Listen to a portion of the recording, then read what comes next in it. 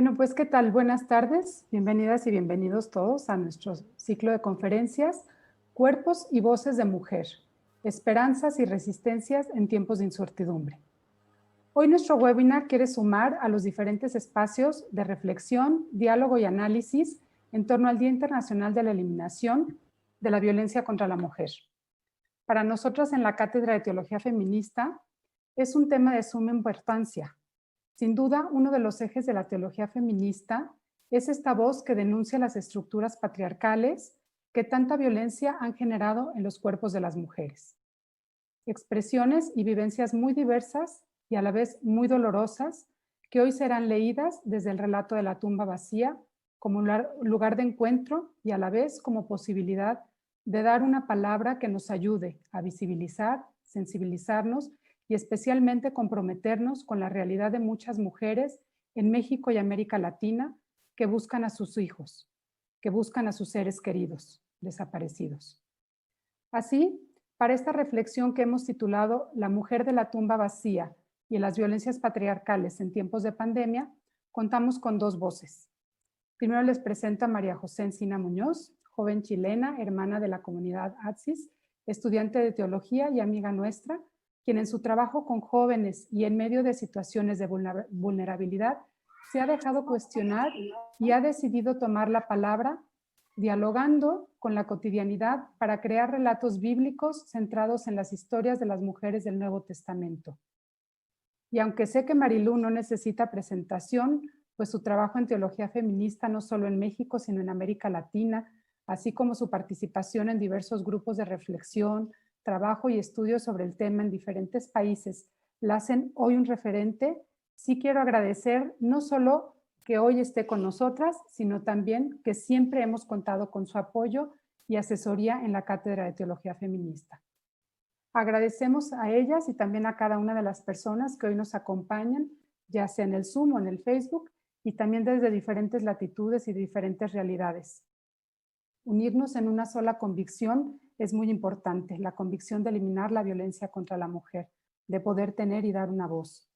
Finalmente, quisiera nada más explicar la dinámica de nuestra sesión. Tendremos primero, la participación de María José, después Marilú nos compartirá su reflexión y al final queremos dejar un espacio para responder preguntas y leer sus comentarios. Para ello les pedimos que nos los hagan llegar a través del chat, ya sea del Facebook o de aquí del Zoom. Así que pues sin más, María José, nuevamente muchas gracias y te dejo la palabra. Muy gracias a ustedes, un regalo poder compartir desde distintos países, distintos lugares. Bueno, yo creo que esto que hoy día nos convoca nos hace referencia profunda al Evangelio, ¿no? A estas mujeres que estuvieron en el momento de la resurrección, pero que necesitamos como adquirirles y darles un contexto de lo que significó ese primer amanecer, ¿no? Ese primer encuentro, ese primer despertar, que sin duda se daba en el dolor terrible del maestro muerto en la cruz, de la incertidumbre ante el proyecto que quedaba, ante el horror por la muerte acometida, y que sin duda nos vuelve también a mirar las historias de tantas mujeres que en el fondo sufren y son víctimas, ¿no?, de la represión política, de los contextos en los que estamos, del poder que en el fondo ejercen los hombres sobre nosotras, pero que desde esa vulnerabilidad, desde nuestros propios cuerpos, es de donde se han establecido las búsquedas, las manos unidas entre unas y otras para luchar por estos caminos de justicia. Hay un cantante argentino, León Gieco, que en una de sus canciones habla sobre la memoria, ¿no? Y dice: la memoria despierta para herir a los cuerpos dormidos que no la dejan vivir. La memoria estalla hasta vencer a los pueblos que la aplastan y no la dejan ser libre. Es muy fuerte como las historias de violencia que hemos vivido a lo largo de los distintos países en los que nos encontramos hacen que nos gritan con una fuerza que es imborrable. No solo habla de nuestro presente, sino que también de manera muy triste, ¿no? Pero también que nos ejerce y nos convoca a una nueva valentía, nos habla y nos hace herederos de un pasado. Y un pasado que es bíblico también. Ya desde los comienzos del relato de la Biblia podemos escuchar la pregunta que Yahvé le hace a Caín y le dice, ¿dónde está tu hermano? Ante la respuesta de él, Dios le responde, la sangre de tu hermano me grita desde la tierra. Esta tierra que clama y grita, la seguimos encontrando. Las fotos que observan, que están presentes en este momento, son, por ejemplo, las mujeres que están buscando en el desierto los, los, los pequeños huesos que puedan quedar o los pocos rastros que puedan quedar, ¿no? El desierto de Atacama, que es uno de los desiertos más áridos del mundo. La foto donde ven ese grupo de personas es de México, es una fosa clandestina, de ir buscando, ¿cierto?, los lugares donde están estos cuerpos que han desaparecido. La foto que ven abajo corresponde a un lugar muy pobre en Chile, que es Alto Hospicio, que ya no habla sobre las desapariciones en dictadura, sino que son lugares de alta vulnerabilidad, de pobreza, donde chiquillas, jóvenes que han desaparecido no han sido buscadas, porque se les acusa, ¿cierto?, a las familias que las situaciones de pobreza que ellos viven hacen que las jóvenes se vayan. Y después se han descubierto que han sido violadas, que han sido asesinadas. Esta historia chilena, mexicana, uruguaya, argentina y de todos nuestros países nos habla de estos sitios abandonados, cruces sin nombre, fosas sin dueño.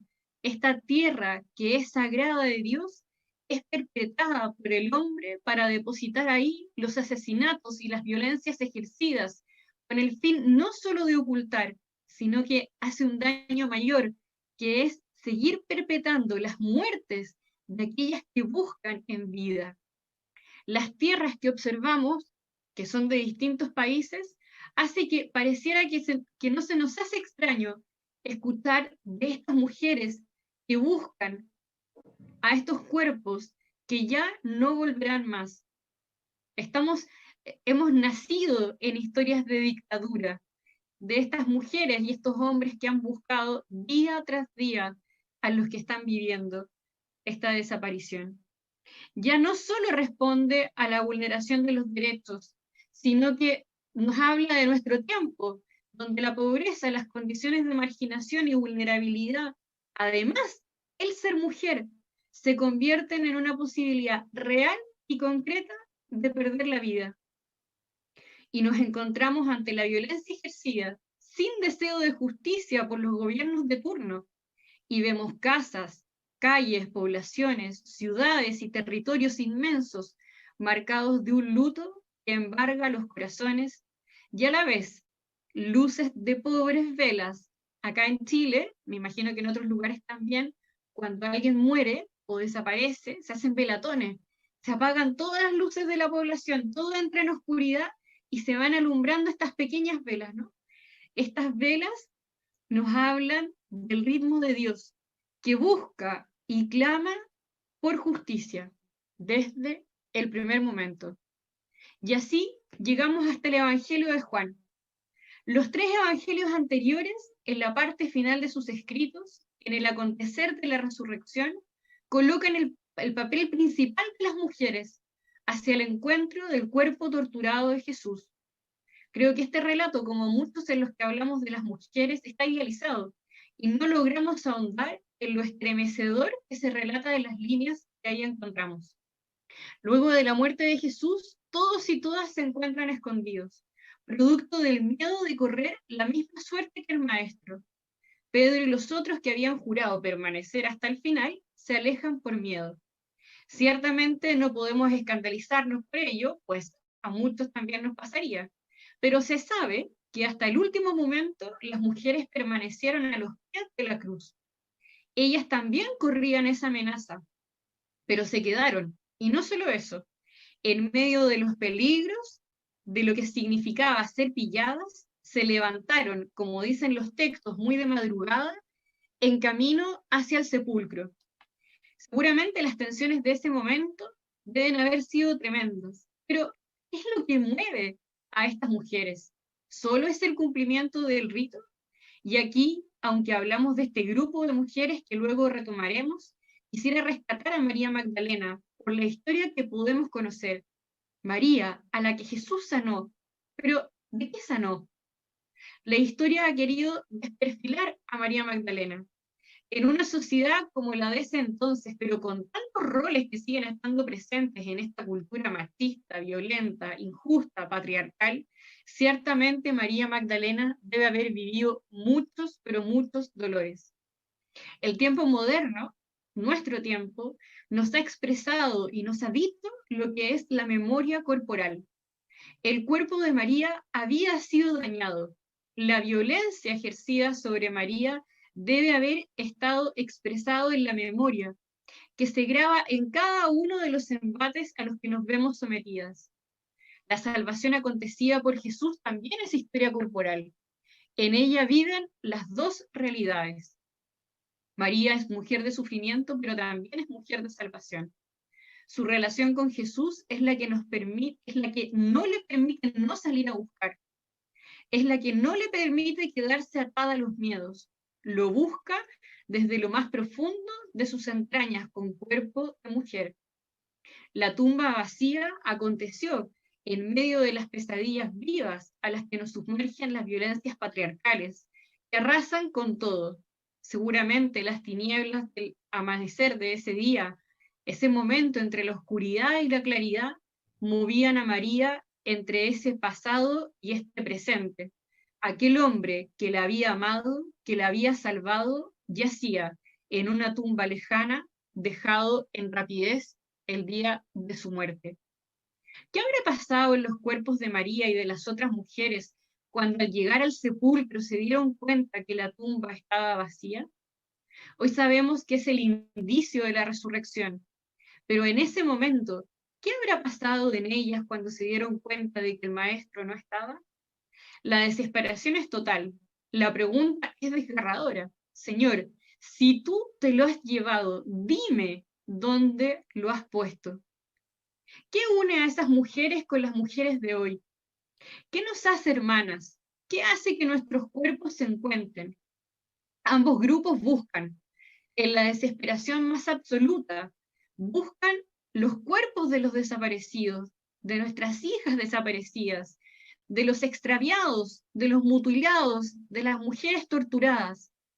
En la presentación podemos ver la foto de Ana González, madre de hijos detenidos desaparecidos, de su nuera, de su nieto y su marido.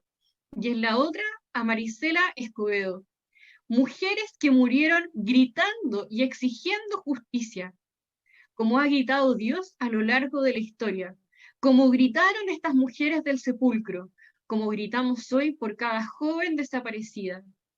Las palabras de ambas son evangelio vivo, y las rescato porque creo que es bueno escucharlas a ellas. Las palabras de Ana dicen, mis lágrimas las convertí en lucha. Luchaba primeramente por rescatarlos con vida, y después seguí sin llorar para saber dónde estaban, qué había sido de ellos, y quiero llorar, llorar a mares, pero cuando sepa la verdad, cuando haya justicia. Y las palabras de Marisela, mi nombre es Marisela Escobedo Ortiz, madre de Rubí Marisol Freire Escobedo, y le he perdido el miedo a todo. Lucha, justicia, pérdida del miedo. El dolor hermanado en nuestros cuerpos nos hace salir a la búsqueda de aquellas y aquellos que el poder nos ha quitado. Las mujeres del Evangelio sienten que les han quitado todo lo que les quedaban, porque como a muchas otras les hemos escuchado, ni siquiera hay un cuerpo donde pueda despedirme y darle una santa sepultura. Estas palabras se han hecho tan repetidas, conocidas, que las guardamos en lo profundo del corazón. Las desapariciones son la violencia desgarrada de un poder torcido que ha perdido toda conciencia de humanidad. Estas mujeres, las de nuestra hora, y María Magdalena, María la de Santiago, Salomé, son aquellas que nos recuerdan el mandato evangélico de Jesús en el monte. En ellas se vive cada bienaventuranza.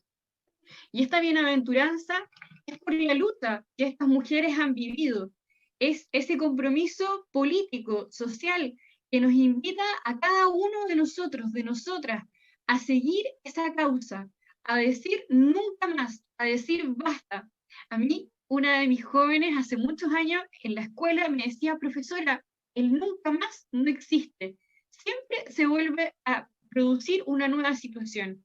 Y es verdad, pero ese nunca más, esa esperanza que acontece, ¿no? Como grito de lucha, nos llama y nos involucra a salir a la calle, a seguir denunciando, a seguir gritando, como mandamiento angélico. Es Dios quien nos lleva a gritar. En ese indicio de resurrección, en ese encuentro, ¿no? Jesús hoy día nos llama y nos dice, bendito y benditas ustedes, hijas mías, porque han hecho suyos los dolores de aquellos que quizás no conocían. No sé si vieron esa canción antes de que se hiciera la canción conocida, ¿no? La de si todo lo incendio, si todo lo rompo. Bueno, en esa canción se habla, ¿no? Y la mamá da el testimonio, mientras busco a mi hija, me llegan 1000 casos más. Esa es la declaración que ella hace. Entonces, esa mujer ha hecho suya la causa de muchísimas, de miles de chiquillas que no conocen sus nombres, que no son suyas, que no tienen relación con ella, pero que su injusticia, su pérdida, su dolor, lo hace suyo, lo busca desde su cuerpo. Que Jesús nos invite a apropiarnos de esos dolores, los nuestros y los de otros, para gritar juntos desde ese sufrimiento realmente el nunca más. Muchísimas gracias, María José. Pues Marilú, ahora pasamos contigo. Muchas gracias nuevamente, Marilú, por acompañarnos y por acompañarnos sobre todo con tu reflexión y con todo tu conocimiento y experiencia. Gracias. Muchas gracias, Karen, y a la Cátedra de Teología Feminista en la Universidad Iberoamericana por la invitación. Gracias también a María José por este compartir que nos ha hecho y a todas, a todos, a todes, a cada une que están en este momento reunidas aquí, reunidas para reflexionar. Bueno, estaba dando los preámbulos para hablar de la teología feminista, ¿no? Cómo es que las teólogas feministas nos acercamos justamente a esta experiencia de una lectura del texto bíblico donde se nos habla de las mujeres de la tumba vacía. Y primero estaba diciendo que la teología feminista es un quehacer profético, político y subversivo. Es una praxis, es una forma de enfrentar la vida. Entonces, no es una moda ser feminista hoy, porque hoy cualquiera se declara feminista, ¿no? Y no le antecede una praxis, un compromiso político, un posicionamiento ante la vida, una declaratoria subversiva, sino es solamente como un eslogan, puede pasar, como un modus vivendi o como una cosa que se ve bien hoy ser feminista. Y eso no es el feminismo. El feminismo es un modo de enfrentar la vida, es un modo de ser persona, es antirracista, antisexista, antielitista y pasa justamente por los cuerpos, las sexualidades, el erotismo, las vaginalidades de las mujeres. Entonces, por eso tiene un carácter subversivo la teología. Es incómoda, es antisistémica, es antipatriarcal, antiinstitucional y es descolonizadora. Y es desde allí que nos acercamos justamente para la lectura de las mujeres de la tumba vacía, especialmente de la figura de María de Magdala. No voy a hacer más referencia a quién es María Magdalena ni la historia de vituperios que ha sufrido, porque ya María José habló acerca de ese texto. Entonces yo me voy a centrar justamente en la figura de María Magdalena y los 7 demonios de los cuales se habla en torno a su figura. Entonces, el evangelista Lucas, o los evangelistas en general, las comunidades de los evangelistas, justamente nos colocan o nos hacen énfasis en una mujer que tenía 7 demonios. Cuando el evangelista Lucas coloca en su texto a mujeres enfermas, endemoniadas, pecadoras, prostitutas, extranjeras, entre otras, pero siempre con una especie de connotación negativa, la pregunta que surge es: ¿qué tiene Lucas contra las mujeres? ¿Cuál es su intención? Desde la hermenéutica feminista de la sospecha, quiero suponer que hay en el redactor la intencionalidad de mostrar y denunciar un sistema patriarcal que enferma a las mujeres o que las coloca en situación de vulnerabilidad. Cuando hablamos de sistemas patriarcales que enferman a las mujeres, quiero hacer remembranza de una mujer que mencionaba justamente en un pueblo, era una mujer de un pueblo originario que decía: las jóvenes son muy lindas, muy bellas, muy rozagantes, risueñas, pero cuando se casan o toman marido o pareja, se marchitan. Y es que hay sistemas, hay hombres y sistemas institucionales que marchitan a las mujeres. De eso quiero hablar hoy. Mercedes Navarro afirma que las desviaciones de la norma correlacionan con las construcciones sociales acerca de quienes tienen o no autoridad y credibilidad para producir determinados cambios sociales, religiosos o políticos. En este caso, el redactor lucano desvía la norma de no mencionar a las mujeres y lo hace con un énfasis que nos permite descubrir que el sistema patriarcal de aquella sociedad despreciaba a las mujeres por sus diferentes situaciones de violencia que vivían. Y la enfermedad era una de esas violencias. María de Magdala había sido una mujer liberada de 7 demonios, tal vez entendidos estos como enfermedades. El 7 es un número simbólico, sabemos, puede leerse aquí como una mujer enferma en la plenitud de la vida o que sanó plenamente. Desde las categorías del feminismo contemporáneo, me permito releer heurísticamente dicha simbología y pensar en 7 categorías que atentan contra la vida de las mujeres.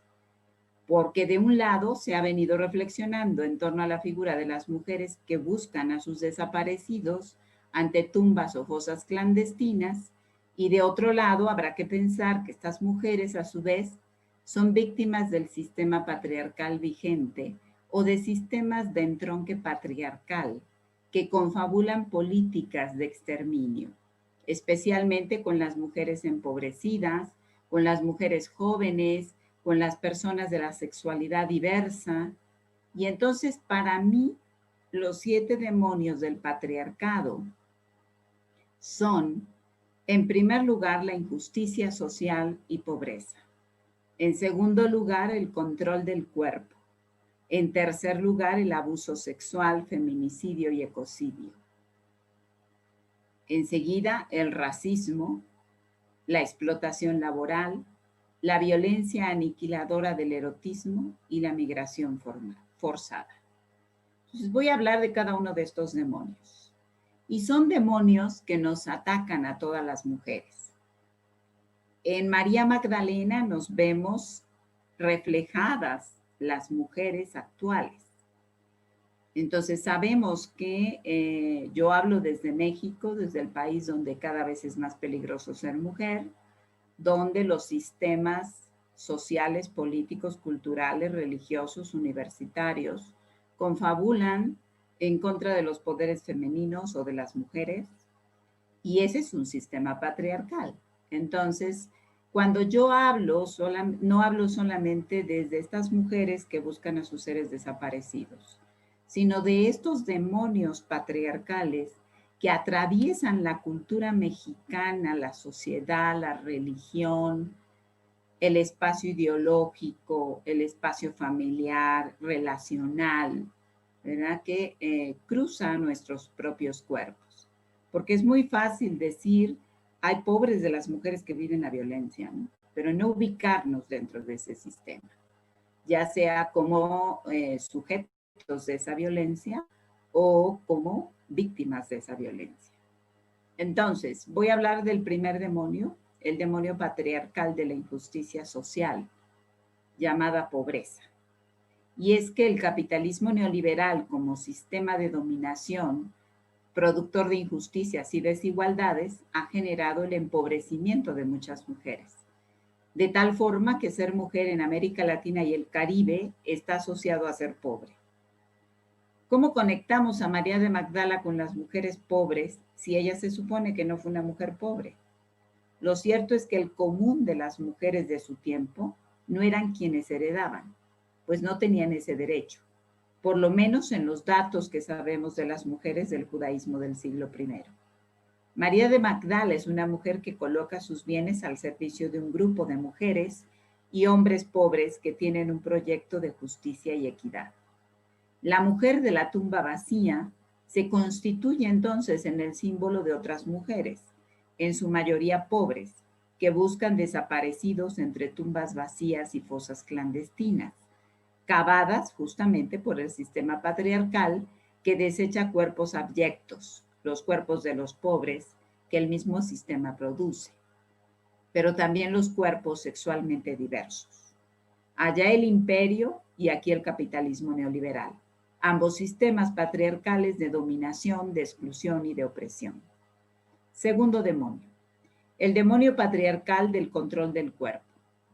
Los cuerpos de las mujeres son tratados como espacios de posesión y territorio en los sistemas patriarcales vigentes. La censura sobre los cuerpos de las mujeres se ha convertido en una forma de dominación por parte del imaginario masculino misógino y por parte del surgimiento de los fundamentalismos religiosos cada vez más extremos, homofóbicos, lesbofóbicos y transfóbicos. La somatofobia o terror al cuerpo, expresada a su más alto nivel por una obsesión de controlar los cuerpos de las mujeres. En México estamos perdiendo el mayor don que hemos recibido, y es el de nuestros cuerpos, cuerpos mutilados, violentados, enterrados, desaparecidos. Desaparecer los cuerpos violentados o mutilarlos es una forma del patriarcado de castigar a las mujeres, pero no a todas. A mujeres transgresoras, a mujeres que se adueñan de su cuerpo, a mujeres que deciden a partir de su corporalidad. En el contexto de sociedades patriarcales y misóginas, se niega el derecho a la corporalidad, al placer y al erotismo. Y la mujer de la tumba vacía, María de Magdala, no solo busca un cuerpo, busca con y desde su propio cuerpo, pues es desde la otredad de su cuerpo de mujer que el cuerpo muerto que espera encontrar volverá a vivir y no se perderá en el olvido de la clandestinidad infame e injusta. Es a partir del cuerpo de María que el acontecimiento de la resurrección será real, pues este es el cuerpo, es el testigo experimental de la memoria histórica del resucitado. Estamos entonces ante un encuentro de corporalidades donde la única evidencia hasta ahora es el cuerpo de la testigo, una mujer ante la tumba vacía llamada María. Es el cuerpo de María de Magdala, donde los cuerpos libres, autónomos e independientes, con sus propias sexualidades y erotismos, de mujeres en búsqueda, se ven reivindicados. Es la fuerza erótica de María de Magdala como dinamismo de vida y anhelo de vida que sale de sí misma para encontrarse con la otredad llamada prójimo o prójima o prójime, la que le impulsa a buscar. ¿Qué buscamos las mujeres como María de Magdala? La libertad de nuestros cuerpos, el derecho a decidir, el derecho a una vida libre de violencia. Esa búsqueda también se plasma en los cuerpos de seres queridos, víctimas de desaparición forzada, o de lo que Achille Mbembe llama necropoder. Hacer morir o dejar vivir, en este caso, el Estado mexicano y los estados latinoamericanos y caribeños han decidido sobre la vida de los cuerpos, especialmente lo de las mujeres. Tercer demonio, el demonio patriarcal del abuso sexual y la pedagogía de la crueldad, como lo señala Rita Laura Segato. Esto se constituye en un símbolo del poder patriarcal del capitalismo neoliberal, La rapiña que se desata sobre lo femenino se manifiesta tanto en formas de destrucción corporal sin precedentes como en las formas de trata y comercialización de lo que estos cuerpos pueden ofrecer, hasta el último límite. A pesar de todas las victorias en el campo del Estado y de la multiplicación de leyes, políticas públicas de protección para las mujeres, su vulnerabilidad frente a la violencia ha aumentado, especialmente la ocupación depredadora de los cuerpos femeninos o feminizados en el contexto de las nuevas guerras. Eso lo señala Rita Laura Segato. La autora dice cómo el abuso sexual es una especie de castigo y ola de revancha patriarcal sobre los cuerpos de las mujeres, cuya manifestación más cruel es el abuso sexual como poder sobre el cuerpo territorio. Lo terrible de la situación es que en muchos casos el abuso sexual se vuelve un preámbulo del feminicidio. Regresando a la idea de la pedagogía de la crueldad, analizada por Segato, los mass media tienen una buena participación en el asunto, pues la forma de informar genera una especie de mensaje subliminal de usted puede hacerlo, pues no pasa nada, ya que la mayoría de los noticieros terminan con frases como no hay ningún detenido, se cree que fue un asunto sentimental, un crimen pasional, una mujer a altas horas de la noche, sola, en un terreno solitario, con lo que parece justificarse el abuso o el feminicidio. Aquí cabe reflexionar que es necesario recordar y reafirmar que estos no son crímenes de motivación sexual como los medios y las autoridades siempre insisten en decir, para privatizar y de esa forma banalizar este tipo de violencia ante el sentido común de la opinión pública, sino que son crímenes de guerra, de una guerra que debe ser urgentemente redefinida. Es decir, las mujeres estamos en pie de guerra contra los sistemas patriarcales de dominación, capitalistas neoliberales y cristianos. Pensando en la mujer de la tumba vacía, habrá que colocar la reflexión en torno a cuál era la situación sexual de las mujeres de Palestina, de la Palestina del primer siglo, especialmente las judías de ese entonces.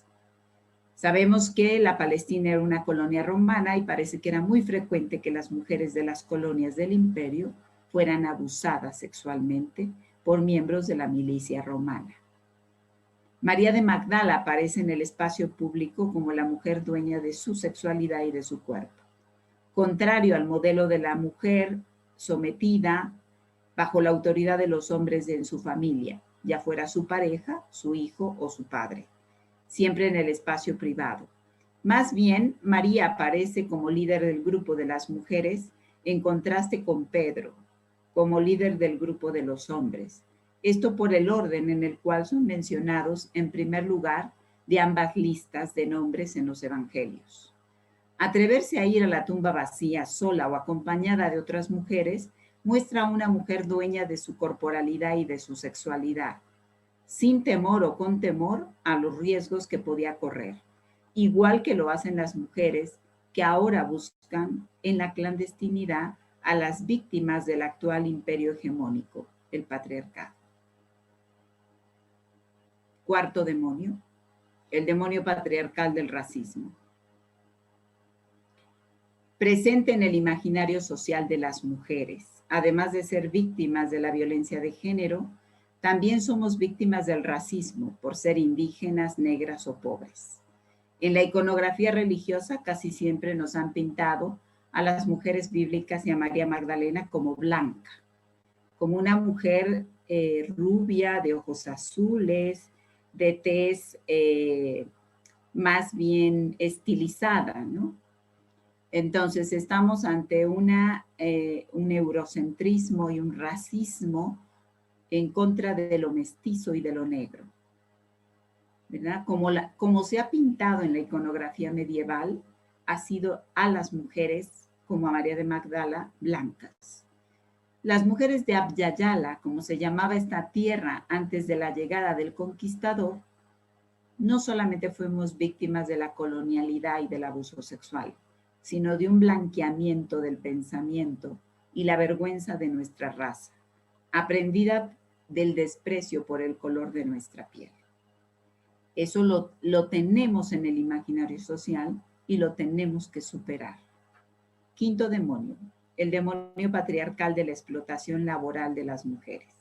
La doble jornada y el salario menor que el de los hombres es una constante en las políticas laborales.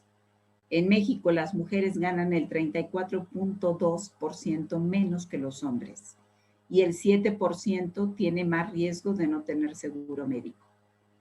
Las mujeres, además de trabajar en el espacio público, tenemos que trabajar en la casa y hacer la doble jornada.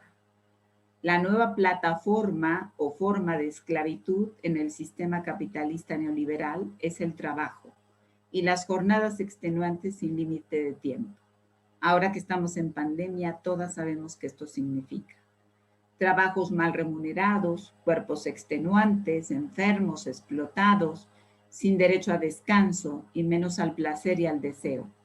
Un alto porcentaje de mujeres está en el comercio informal, en el trabajo doméstico que no es remunerado y menos valorado. Las trabajadoras domésticas en su mayoría son mujeres, sin seguridad social, sin derecho a una pensión y muchas veces víctimas de malos tratos por parte de sus empleadores y empleadoras, además de sufrir acoso sexual y laboral. Sexto demonio, el demonio patriarcal de la violencia en general. Pues en los tiempos de la mujer de la tumba vacía, las mujeres no tenían derechos y también eran víctimas de la violencia patriarcal. Según los seguidores de Shammai, solo se podía repudiar a la esposa en caso de adulterio. Según la escuela de Hillel, bastaba con encontrar en la esposa algo desagradable, por ejemplo, que le hubiese quemado la comida, que no le gustara lo que había preparado. Al parecer, en tiempos de Jesús, era esta tendencia la que se iba imponiendo. Más tarde, Rabí Akiva daría un paso más para repudiar a las esposas, basta que el marido le guste más otra mujer. Mientras los doctos varones discutían, las mujeres no podían alzar su voz para defender sus derechos. La violencia doméstica, verbal, psicológica, económica y física sigue siendo el común denominador de las relaciones de pareja en la mayoría de los países latinoamericanos y caribeños. ¿Cómo romper entonces con ese lastre ancestral vigente? ¿Cómo descolonizar la idea del amor romántico, un amor que sigue matando a las mujeres hoy en día? ¿Cómo superar una religión sacrificial donde la víctima sacrificial somos nosotras? Se está ante la necesidad de la construcción crítica del amor de las mujeres en línea de corte político, lo que significa conseguir la autonomía del amor a sí misma para poder establecer lazos de sororidad con las otras como pactos políticos. La agenda concreta del pacto no es una casualidad que las mujeres hagamos pactos cuando nos encontramos en lo público. Y ahí están el lenguaje y las maneras de relacionarnos para lograr el acuerdo de intervenir, proponer, impulsar, ejecutar tantas cosas. Pactos, agendas y ciudadanía van de la mano. Tienen sus antecedentes en el apoyo solidario directo, privado tantas veces y clandestino y subversivo entre una y otra. Pero ha sido en lo público donde hemos debido dialogar con quienes nos unen lazos familiares o de amistad, sino ha sido en la voluntad política del género. Dentro de este parámetro de lectura de la sororidad como pacto de amor político, pretendo colocar al grupo de mujeres que acompañaron a María Magdalena a la tumba vacía y proponer la búsqueda como una categoría epistémica subversiva, antisistémica, justo como lo hacen las madres, las hermanas, las parejas de desaparecidos y desaparecidas ante las fosas clandestinas, ya que los hallazgos de las fosas clandestinas hacen visible el nivel de horror y corrupción del necroestado, así como la guerra descarada contra las poblaciones vulnerables. Las mujeres que buscan en las fosas clandestinas a lo largo de toda América Latina y el Caribe evocan aquel grupo de mujeres que desde el pacto sororal político, capaz de enfrentar al imperio, también buscaron a su maestro y no lo encontraron de la manera que ellas esperaban. Aquellas mujeres que al amanecer del primer día de la semana se encaminaron juntas con aromas y con la esperanza de encontrar un cuerpo para embalsamar, ante el cual tener la certeza de lo que había sucedido, solo encontraron la crueldad de la clandestinidad, pues su maestro había sido depositado en una tumba a toda prisa, rompiendo la legalidad de las normas religiosas y políticas. Y ahora su cuerpo no estaba en aquel sitio. ¿Qué pasó? ¿Dónde lo habrán puesto? ¿Quién se lo ha llevado? ¿Quién lo ha visto? Son las mismas preguntas que se hacen estas mujeres que buscan entre fosas clandestinas a sus desaparecidos por el sistema necropolítico. Es desde la sororidad como amor político que las mujeres subvierten el amor romántico, ese amor que las domestica y las violenta. Último demonio, el demonio patriarcal de la migración forzada. Es el que ha llevado a miles de mujeres con niños a migrar. En el transcurso del viaje, ellas son abusadas sexualmente por lo menos 3 veces en el trayecto de la frontera de México, Guatemala y México-Estados Unidos. Los cuerpos de estas mujeres siguen construyéndose como moneda de intercambio, muchas veces entre los propios migrantes. La migración forzada es ocasionada por las situaciones de violencia, el narcotráfico, el empobrecimiento, la injusticia, entre otras realidades complejas. Todas ellas generadas por sistemas patriarcales capitalistas, cristianos, neoliberales, fundamentalistas, cuya soberanía es entendida como el poder de matar y que devasta a los más pobres, entre ellos a las mujeres y a los niños. Este demonio patriarcal, a mi juicio, es un leviatán que cobra cada vez más fuerza y tiene más cabezas. La política, la economía, la religión, el narcopoder, la lógica del mercado, la educación, las universidades, el sistema, entre otros más. María Magdalena, entonces, se construye como una memoria histórica subversiva. ¿Cómo se entrelaza este acontecimiento con la mujer de la tumba vacía?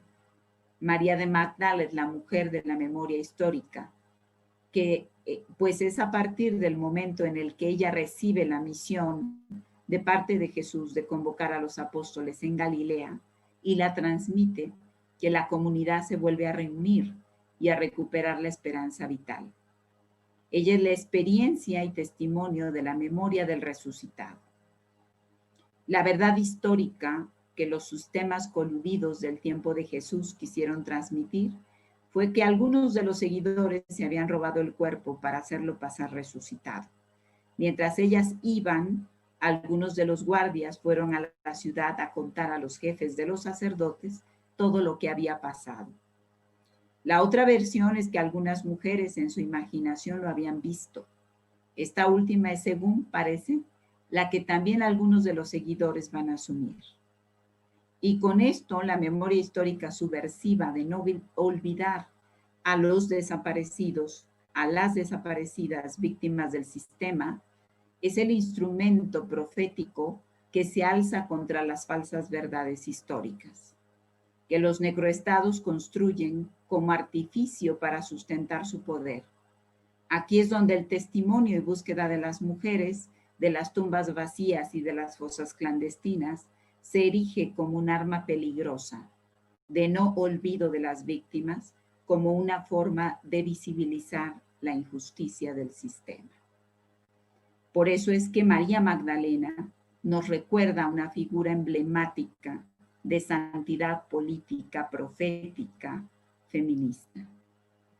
La política es un término y una práctica desprestigiada, lo sabemos. ¿Cómo entonces lograr esa política reivindicativa de los feminismos? ¿Cómo es la política a la que aspiramos las feministas? Es una política de honestidad y es una política de transgresión y transparencia. Es una política de representación democrática, es una política libertaria. pero es una política también que está cansada de pedir las cosas bien, bonito y de buenas. Muchas gracias.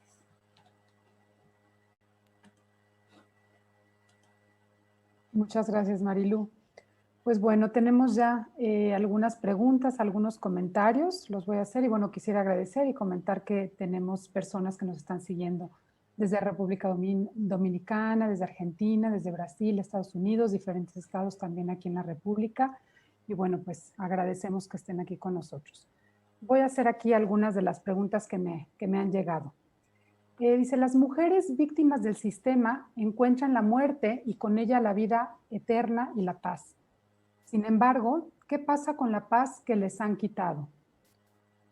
Y hay dos, ¿no? Digamos, a dos ámbitos. Uno, a los sobrevivientes que ejercen una lucha de resistencia para reivindicar esas muertes, aún arriesgando ellos la suya. Y ¿qué podemos pensar que sucede con los verdugos, que también son producto de un sistema violento y patriarcal? Tengo tres, no sé si están de acuerdo, a lo mejor hago tres, ¿sí? Ok. Dice, podríamos decir que las tumbas vacías son los espacios, las situaciones y las realidades donde se niega, se explota y se invisibilizan los cuerpos femeninos. ¿Habría que redescubrir y reinterpretar y reexpresar la resurrección? Y la otra es, los cuerpos violentados y las pérdidas representan un elemento para que las mujeres perdamos el miedo. Pero ¿cuáles son las otras razones por las que las mujeres hemos perdido el miedo? Si quieren ahorita con esas tres y ahorita entramos a otras. Gracias. Sí, gracias por las preguntas que nos ayudan a clarificar un poquito, ¿verdad? Los sobrevivientes que ejercen una lucha de resistencia para reivindicar esas muertes, aún arriesgando ellos la suya. Bueno, depende qué entendamos por paz, ¿verdad? Si paz es que no suceda nada, que no acontezca nada, esa no es la paz que buscamos las mujeres.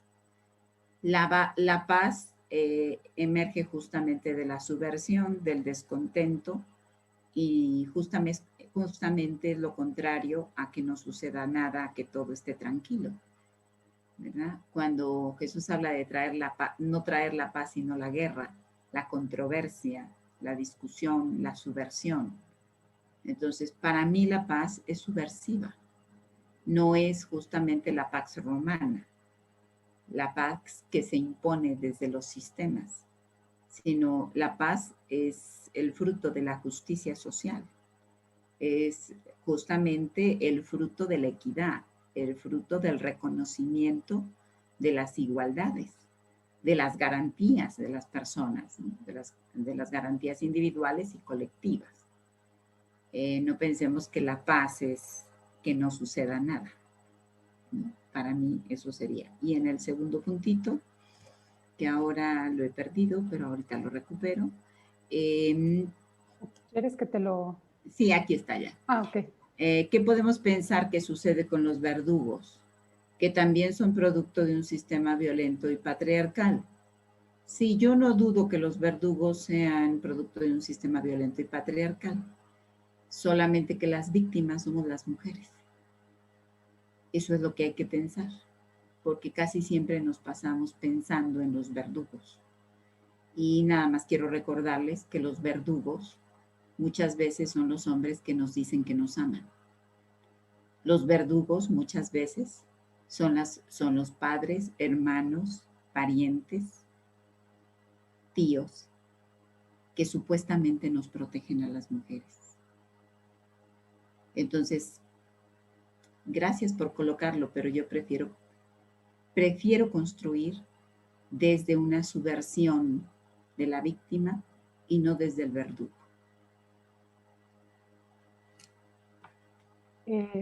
Bueno, ahora la que teníamos era esta, otra que decía, los cuerpos violentados, no, perdón.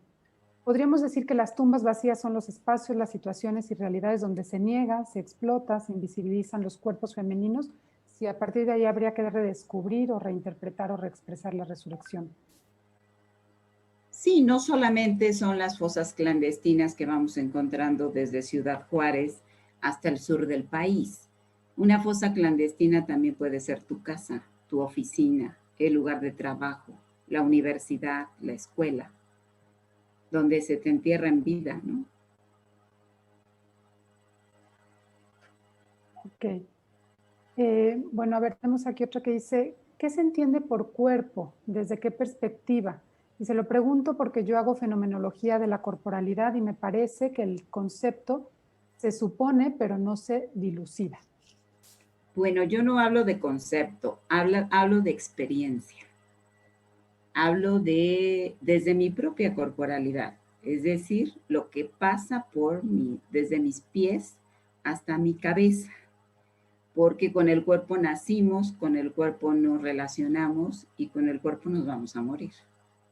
Entonces, más que hablar de un concepto, hablo de un acontecer, del acontecer real y cotidiano, con el cual a partir de ese acontecer soy mujer o soy persona, mejor decirlo así.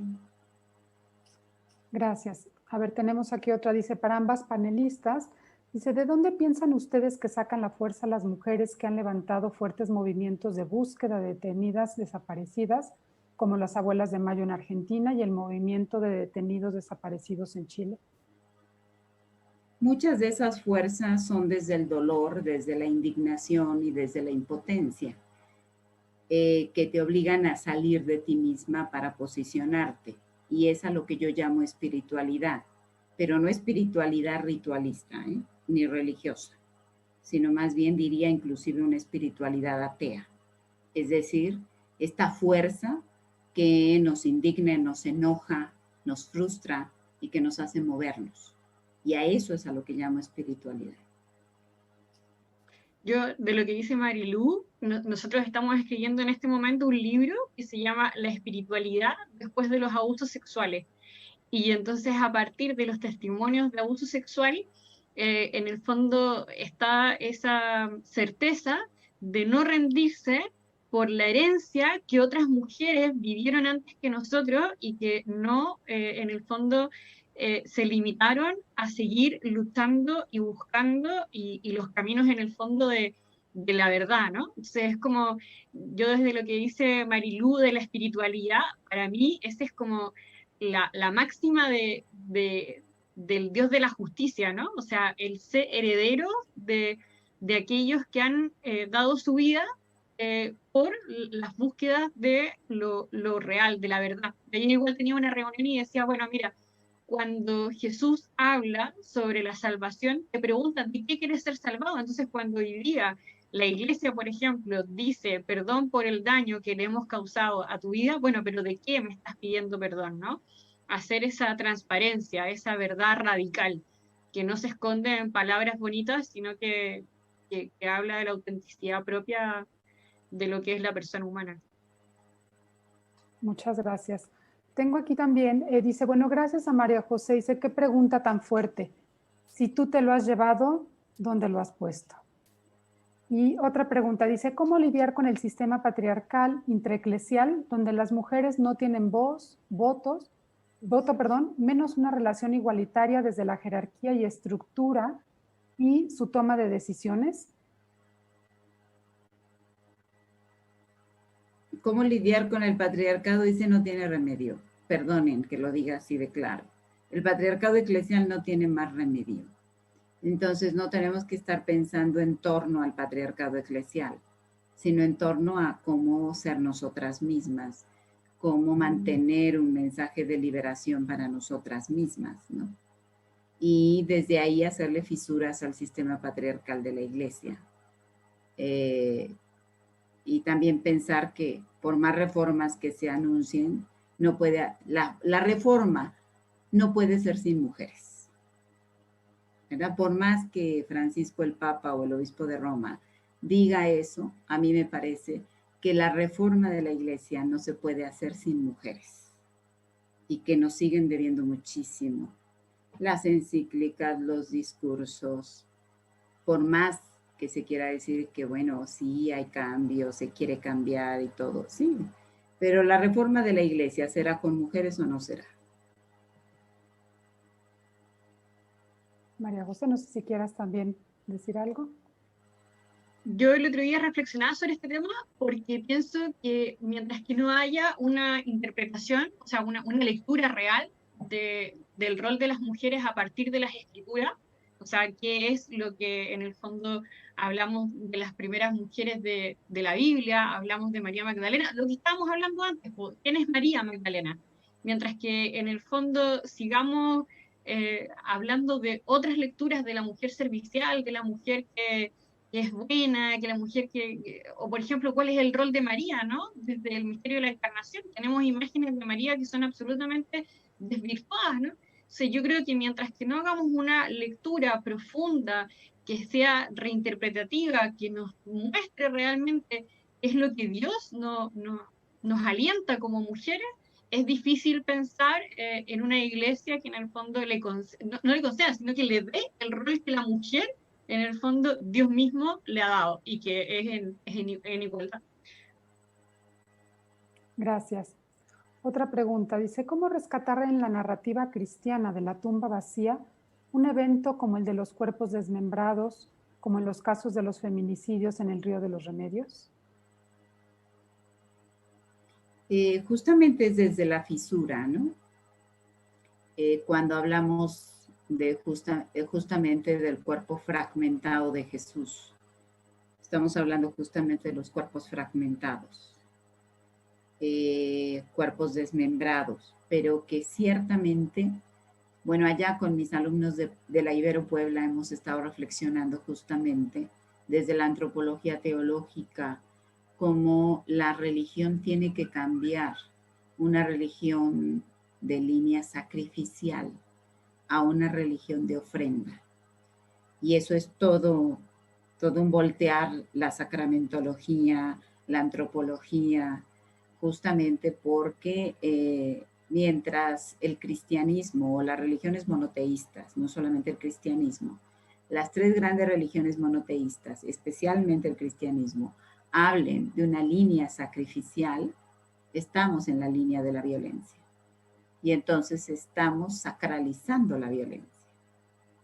Que justamente con lo que decías, María José, ¿no?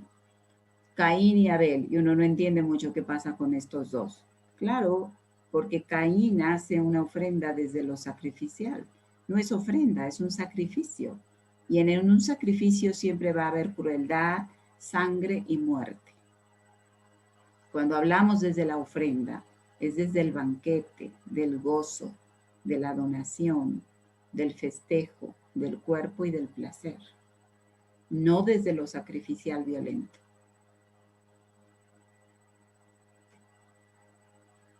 Sí, definitivamente creo que esto que acabas de decir es clave, ¿no? El tema de la ofrenda, ¿no? De lo sacrificial, poder cambiar las dinámicas, poder cambiar las lógicas religiosas que hemos, pues sí, impuesto, que hemos vivido y sobre las cuales nos vivimos y que sirven como justificación precisamente de las diferentes violencias que vivimos.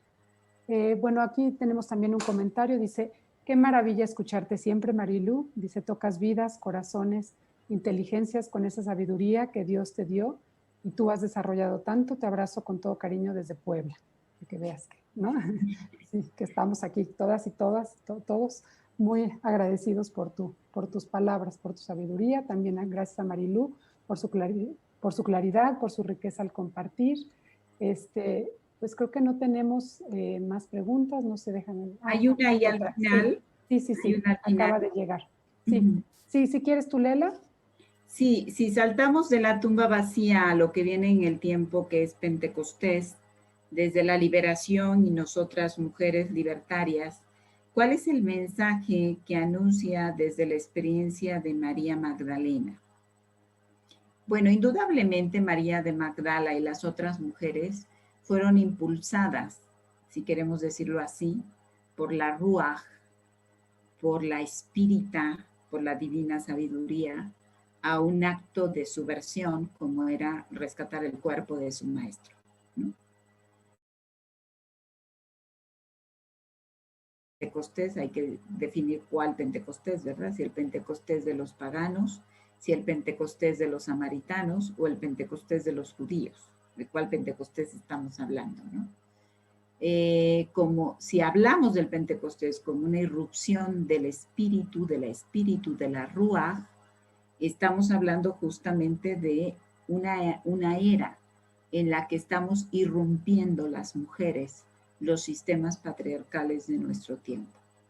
Recuerden que antes de la pandemia, ya para el 8 y 9 de marzo, había toda una ola de mujeres que desde el sur al norte estaban convocando a una subversión social, cultural, religiosa, política, a una subversión en la consecución de los derechos.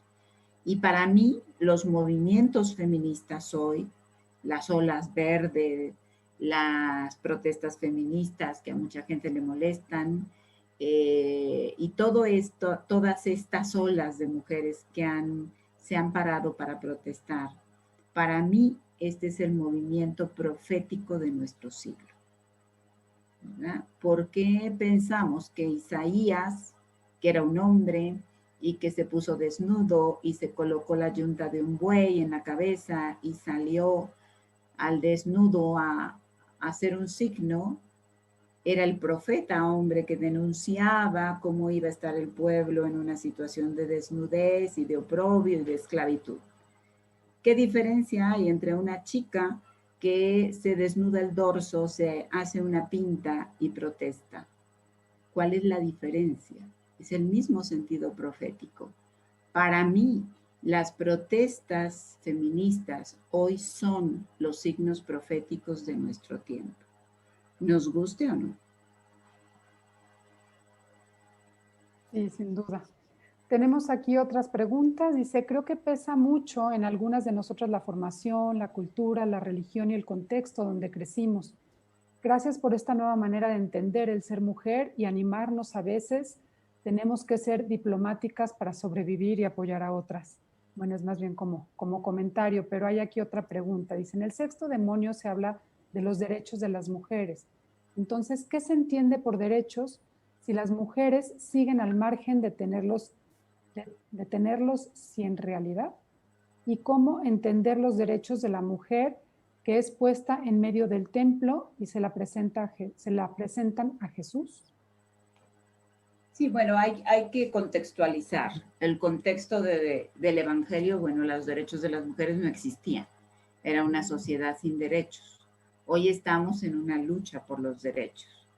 Aunque formalmente se supone que los tenemos, en la realidad no es así y se nos niegan, ¿no? Entonces, estamos por la consecución de derechos en la praxis, en lo concreto, en lo cotidiano, en el día a día, ¿no? Entonces, cuando hablamos del sexto demonio, yo me refiero al sexto demonio, es que es como que te dan los derechos, pero siempre no los tienes, ¿no? Por eso lo coloco como un demonio.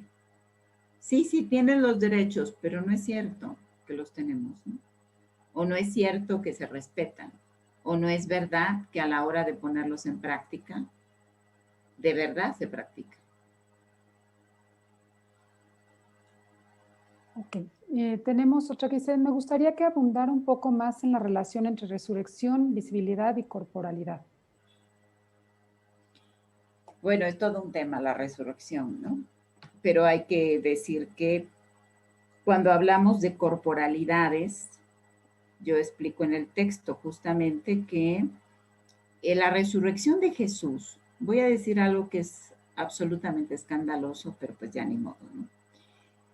La resurrección de Jesús acontece a través del cuerpo de María de Magdala.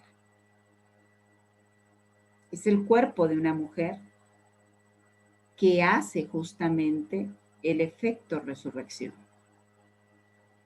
Cuando estudiamos la resurrección teológicamente sabemos que no es un dato histórico, sino es un dato de fe, ¿verdad? Es la comunidad de mujeres quienes, todo el cristianismo en su teología de la resurrección se fundamenta en el testimonio de las mujeres de la tumba vacía y en el testimonio de María de Magdala, como un ejercicio de fe. Y entonces es a través del cuerpo de María de Magdala que acontece la resurrección. es en ese encuentro de corporalidades. Pero entonces no pensemos, hoy nadie lo piensa más, ni siquiera la teología patriarcal, piensa que plum, el cuerpo de Jesús, ay mira, revivió de la tumba y está aquí. Son categorías teológicas. Es una experiencia de fe de la comunidad y de las primeras comunidades de mujeres. Por eso lo colocan los evangelistas allí, ¿no? Son los grupos de las mujeres que posiblemente, y esta es una hipótesis que trabaja Rafael Aguirre, justamente las mujeres y otras teólogas también, biblistas. El grupo de mujeres se regresó a Galilea porque no aparecen justamente en la comunidad de Jerusalén. Hay que recordar que los apóstoles aguantaron a las mujeres mientras Jesús vivió, pero después que Jesús no estuvo más con ellos, no las tomaron en cuenta. Y siempre hubo una insistencia en desaparecerlas. Entonces, el cristianismo, nuestra religión cristiana, se asienta, la doctrina vertebral de la resurrección se asienta en el testimonio de las mujeres. Se asienta en el testimonio de María de Magdala. Una religión tan patriarcal tiene ese inicio. Así un inicio, como bien dices, y como bien lo han trabajado ya también algunas otras teólogas, ¿no? Es un inicio que ha sido borrado, ¿no? Que ha sido esta memoria que no se reconoce, que se ha borrado y que no está como parte ni de nuestra historia, ni de nuestra fe, ni de, ¿no? Que ha sido completamente excluida. Pues necesitamos, yo creo que es parte precisamente del trabajo que se está haciendo desde la teología feminista, cómo recuperar y decir, es un punto de partida importante que además hoy nos da sentido, nos da incluso pertenencia, participación, posibilidad, esperanza, etcétera, ¿no? Yo creo que es un punto sumamente importante para nosotras como mujeres poderlo retomar, poderlo recuperar. Tenemos aquí otra que dice, bueno, una duda dentro de este tema feminista, ¿qué lugar ocupa el hombre? Es decir, en cuanto a dignidad, justicia, trabajo, complementariedad en la vida de la mujer. Bueno, ciertamente no es complemento de la mujer. Tenemos que superar esa teoría de la complementariedad. Y bueno, los hombres tendrán que hacer su trabajo. Así como la teología feminista está deconstruyendo a la teología de las masculinidades no heteronormativas tendrán que hacer el suyo. Lo cierto, y lo que sí puedo afirmar, es que las mujeres no estamos dispuestas a seguir tolerando el patriarcado de los hombres. Sí, María José, no sé si también quisieras comentar algo de este tema. No, prefiero escuchar a Marilu. Me ha parecido muy... Es que una de las cosas que, por ejemplo, yo rezaba en ese tiempo, que lo decías tú, ¿no? O sea, es que en el fondo en los 4 evangelios aparezca María Magdalena como que en el fondo es la primera en ser reconocida, ¿no? Como la testigo de la resurrección, la enviada por Jesús a la comunidad de los apóstoles, y que inmediatamente los siguientes textos que siguen, nunca más aparece nombrada María Magdalena ni las mujeres. Eso a mí, o sea, en este tiempo en que le he dado muchas vueltas, me parece que muestra, ¿no? O sea, yo le decía a la Karen hace algunos días, ¿no? Una historia que ha sido contada por hombres, o sea, que en el fondo a nosotras mismas se nos olvida que no está, o sea, ¿cómo volver a hacer de esto una urgencia? Porque está tan fuerte, en el fondo, estas teologías, estas ideas, que incluso nosotros, mujeres de iglesia, en el fondo obviamos la importancia que tiene y no nos damos cuenta de cómo la propia Biblia, en el fondo, a partir de los hechos de los apóstoles hacia adelante, ya descarta por total en el fondo la misión que tiene María Magdalena. Entonces, bueno, lo que tú decías antes y que me parece que tiene que ver con esto del patriarcado, ¿no? O sea, y de cómo hoy día se reconoce la mujer en la iglesia. Pero sí, es un tema. Bueno, pues yo creo que podemos ir cerrando. Bueno, me parece que sin duda, pues un tema que da para mucho, un tema sobre todo, como decía yo al inicio, pues de una realidad que nos duele, de una realidad que necesitamos hoy poner sobre la mesa en, bueno, este día que decimos queremos eliminar la violencia contra la mujer.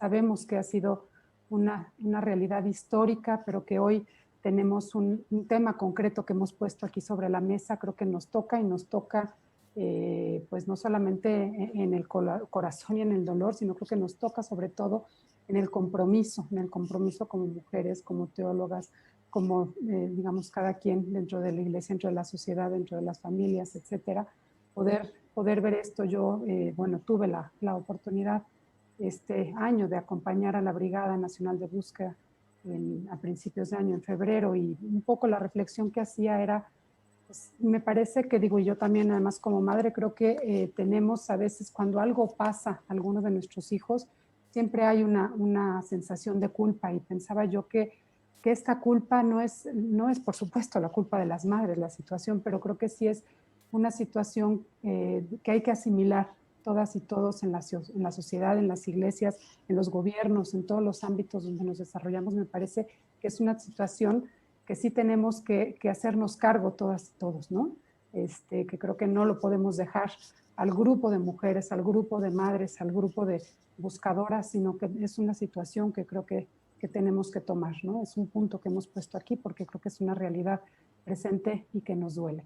Entonces, bueno, pues simplemente quisiera volver a agradecer. Hay muchos agradecimientos aquí.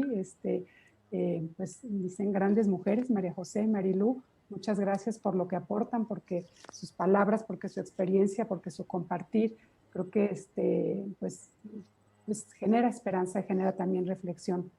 Y bueno, pues simplemente como parte de la cátedra quisiéramos, bueno, antes de cerrar quisiera a lo mejor nada más como unas palabras de cierre de cada una de ustedes también, como quisieran, bueno, pues dejar este tema en la reflexión y en el corazón de quienes nos están acompañando.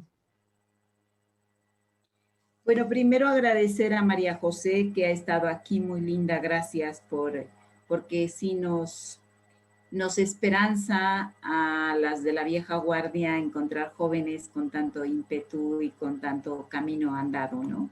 Entonces, muchas gracias, María José. Y sí también decir que necesitamos superar justamente esto que decías, Karen, la culpa. No necesitamos más culpas en la vida, porque justamente la culpa es un aprendizaje que nos ha inoculado el patriarcado. Y si nos movemos desde la culpa, entonces seguiremos produciendo víctimas para el sistema. Y esas víctimas seremos también nosotras mismas.